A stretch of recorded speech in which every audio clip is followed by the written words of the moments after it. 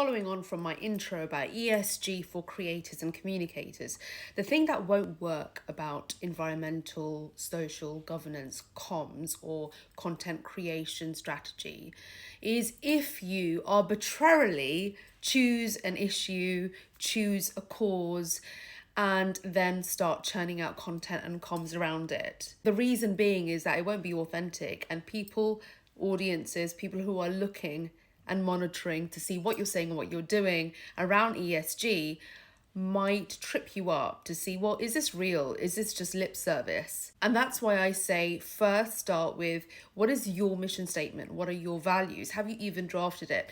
It might be that as a solo creator or a communicator, you may have at some point written these things down, like, what do you stand for? What are you about? What's your mission? What's your purpose? So then what you're going to do is you're going to use that as your guide. So what you're going to speak about for your ESG strategy is, well, I'm only going to speak about the fact that I actually always care about the environment, especially nature, because I'm a gardener or I am a cook that uses my own produce. So it makes sense for me to communicate more about environmental issues in particular. Now niche it all the way down, and you can talk about how it's really important to be more responsible in your environment, but also source from your local community.